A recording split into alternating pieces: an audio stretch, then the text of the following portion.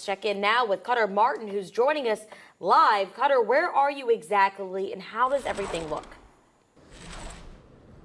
Yeah, it's pretty intense in a small area. We're just off of Alfred Street. I said when the sun came up, when light increased, likely telling the full story, and that seems to be the case. At least one large tree and several large limbs down behind me. And to get your bearings here, if we look across the street, we're actually on the property of 98.7 The River. Several large limbs down. That is where the damage, the minor stuff begins.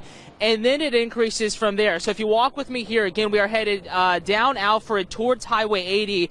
First private residence seeing damage here, and you can see the garage door just completely ripped off there. Yes, where the cars are parked, there used to be a garage door, and that is obviously mangled there. And then you get over to the next property, and not only is the roof gone, you can see shingles and sheet metal sticking up top, but also there used to be a storage center, if not a garage here, where all these items are strewn around the yard. That is gone. I can show you where that has gone here in just a second, but again, what used to be there is now gone, and now we're approaching Market Street in Alfred, and what is left of the roof of this home, what is left of the structures in the backyard has been tossed across the property line onto Market Street, and that is why it's closed. So again, as we round the corner here, and just bear with me as we kind of walk and talk, it appears we have power crews or someone with the city on site now to try to get some of these lines restored. But again, Market Street is still closed here just off of Alfred. We do have crews on scene trying to get this picked back up.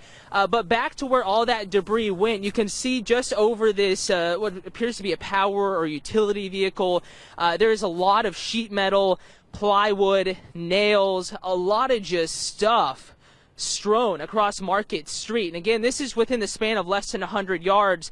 And we talk about one of the biggest dangers with tornadoes being flying debris, right? Here's an example. Look at that sheet metal.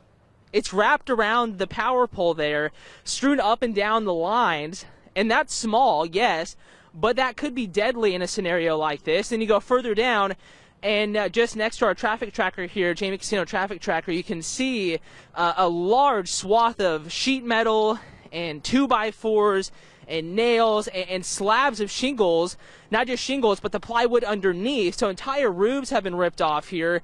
And lastly, may not be able to see it through the fence, but notice the warehouse or the hangar type building there, their roof almost completely ripped off. Again, this is all within the span of less than 100 yards. The damage to the advanced auto parts is across 80. Just to our north and to our east. So whatever formed off to the south and east, or maybe just due south of us, moved just east of due north of us.